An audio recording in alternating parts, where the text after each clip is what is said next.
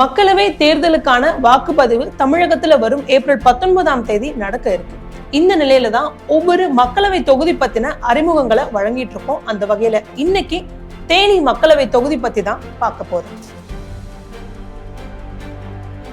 தென் தமிழகத்துல மதுரைக்கு நிகரா இருந்த ஒரு நகரம் தான் பெரியகுளம்.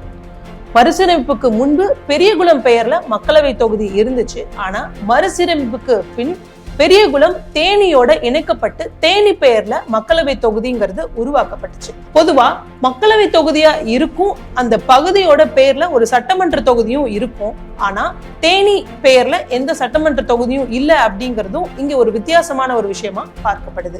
இந்த பகுதியில வாழ்ற மக்களோட பிரதான தொழிலா இருக்கிறது விவசாயம் தான். அவங்களோட பொருளாதாரமும் அதை சார்ந்து மட்டும்தான் இருக்கு. இங்கு தமிழ் மொழி பேசும் மக்கள் மட்டும் இல்லாம கன்னடம் மற்றும் தெலுங்கு மொழி பேசும் மக்களும் கணிசமா வசிக்கிறாங்க.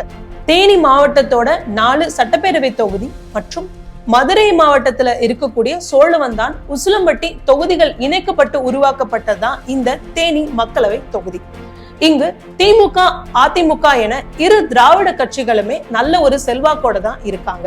காங்கிரஸ் பொறுத்த வரையிலும் கூட்டணி அமைச்சு இங்கு பல முறையில வெற்றியும் பெற்றிருக்காங்க. இதனால அவங்களுக்கும் இங்க வாக்கு வங்கி இருக்கு. இந்த தொகுதியை பொறுத்த வரையிலுமே தற்போதைய அமமுக பொதுச் செயலாளர் இந்த தொகுதியில போட்டியிட்டு வெற்றி பெற்றாங்க அப்படிங்கிறதும் முக்கியமானது.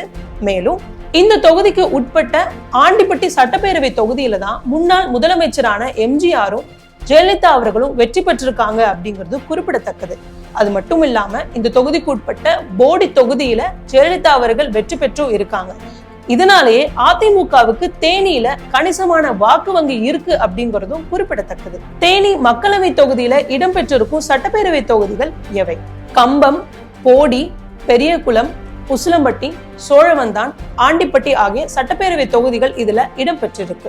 தேனி மக்களவை தொகுதியில இருக்கும் மொத்த வாக்காளரோட எண்ணிக்கை 16,12,503. ஆண் வாக்காளர்கள் 7,92,195. பெண் வாக்காளர்கள் 8,20,091. மூன்றாம் பாலின வாக்காளர்கள் 217 பேர். 2009ஆம் ஆண்டு தேனி மக்களவை தொகுதியோட நிலவரம் என்ன? அதிமுக சார்பா போட்டியிட்ட ரவீந்திரநாத் 5,04,813 வாக்குகள் பெற்று இங்கு வெற்றியை பதிவு செஞ்சாங்க. காங்கிரஸ் சார்பா போட்டியிட்ட EVKS இளங்கோவன் அவர்கள் 4,28,120 வாக்குகள் பெற்று 2ஆம் இடத்தை பதிவு செஞ்சாங்க. அமமுக சார்பா போட்டியிட்ட தங்க தமிழ்ச்செல்வன் 1,44,050 வாக்குகள் பெற்று 3ஆம் இடத்தை பிடிச்சாங்க. 2024ஆம் ஆண்டு தேனி மக்களவை தொகுதியில போட்டியிடும் முக்கியமான வேட்பாளர்கள் யார்? திமுக சார்பா இங்க தங்க தமிழ்ச்செல்வன் போட்டியிடுறாரு. அதிமுக சார்பா நாராயணசுவாமி, பாஜக கூட்டணியில இருக்கும் அமமுக சார்பா அதன் பொதுச் செயலாளர் TTV தினகரன் இங்க களம் காண்றாரு. நாம் தமிழர் சார்பா மதன் ஜெயபால் இங்கு போட்டியிடுறாங்க. இதுதான் தேனி மக்களவை தொகுதியோட அறிமுகம். இதே போல மற்ற தொகுதிகள் பத்தின அறிமுகங்களை தெரிஞ்சுக்க தொடர்ந்து இணைந்திருங்கள் இந்து தமிழ் திசையுடன். மேலும் இந்த மக்களவை தேர்தல் பத்தின உங்களோட கருத்துக்களையும் கேள்விகளையும் கீழே இருக்கிற கமெண்ட்ல பதிவு செய்யுங்க. நன்றி.